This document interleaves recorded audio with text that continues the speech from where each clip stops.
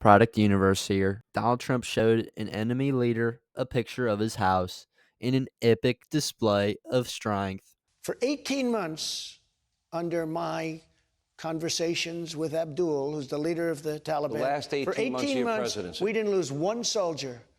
And when they took the soldiers out first, and everybody's at the airport, and nobody knew what was happening, and by the way, a lot of bad people got on those airplanes, okay? Bad people, terrorists. A lot of bad people are on those planes. But we lost 13 soldiers.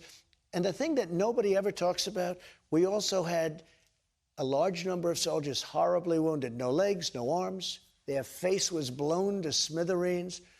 A tremendous number. Nobody ever talks about them. You told me in a previous interview that you told the leader of the Taliban, before you ever talked about any withdrawal, any planned withdrawal, you said to me that in no uncertain terms, you would obliterate him if he dared not to follow every dotted I, cross T, comma, period. Abdul, I did. Had a conversation, had a number of conversations. And didn't you at one point tell him, I know exactly where you are, and give him the exact coordinates where he was? No, I sent him a picture of his house. He said, but where why? he was at the time. He said, but why do you send me a picture of my house? I said, you'll have to figure that one out. But I said, if you do anything from that point on, we didn't lose one soldier. I said, if you do anything, we're going to hit you harder than any country has ever been hit. He said, I understand, Your Excellency. And he called me Your Excellency. I don't know if he calls Biden, but I will tell you this. We didn't lose one soldier in 18 months. And by the way, Biden got up and made a speech, and he said that. Right. And they didn't follow the plan. We had a plan that was perfect, but they weren't adhering to it. So they would have adhered to it, but they weren't. But we were set to get out of Afghanistan. 21 years was ridiculous. The other thing we should have done is kept Bagram. We have an air base that cost billions and billions of dollars to build a long time ago, not for Afghanistan, but for China. 1 hour away from where China makes their nuclear weapons. And now China's going to be occupying it.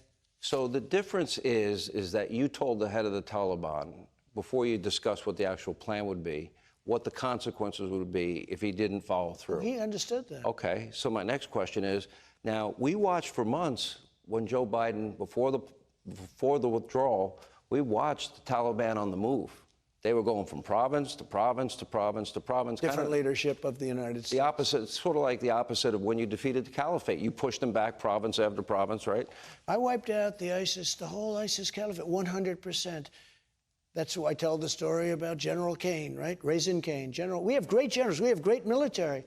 Not the people that are on television, but General Raisin Kane. We knocked out the entire ISIS caliphate.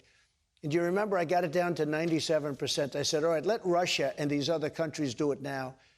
And the fake news hit me. Well, he didn't get 100%. I was told that we couldn't do it. I was told that it would take 3 years, and I did it in 3 weeks. We have a great military, and they're so embarrassed by what's happening to this country. They're so embarrassed. But we knocked out the ISIS caliphate.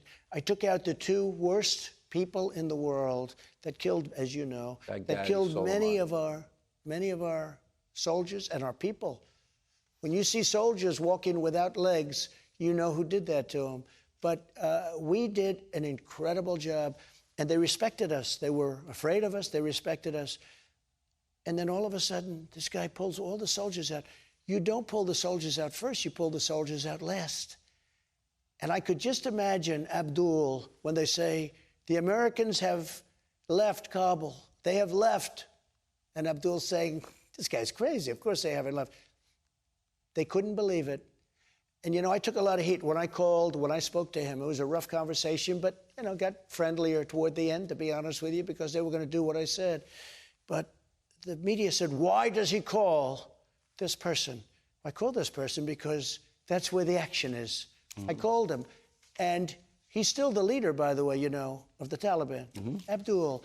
And again, we didn't lose one soldier in 18 months. Donald Trump is a master negotiator who knows the art of the deal, a master negotiator who is willing to use anything in the book to win a deal. As president, Donald Trump used these principles to create deals and to win deals for the United States. When dealing with our enemies, Donald Trump did not leave anything off the table. He made sure we were safe as a nation. with his negotiating tactics. And this is one of the best examples of how his negotiating tactics saved American lives and stopped world conflict. As from what he said, he sent this enemy leader a picture of his home to let him know that we know where he lives, and if he and his boys don't abide by the rules, we know where to strike because we know where he lives. This tactic made this enemy leader be so afraid for his life and thus stop the atrocities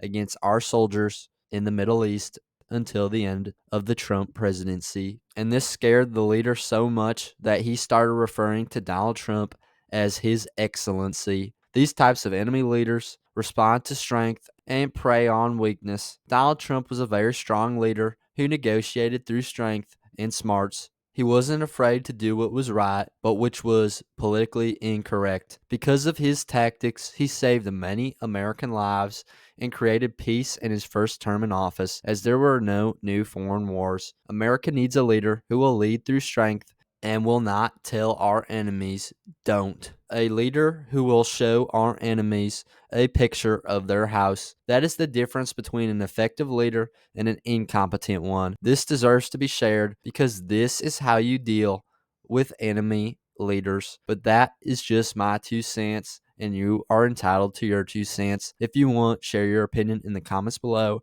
as all viewpoints are welcome. If you enjoyed this informational and educational video, then give the video a like and turn on my channel notifications so that you'll be notified the next time I release a new video. Thanks for watching. God bless you, and God bless America.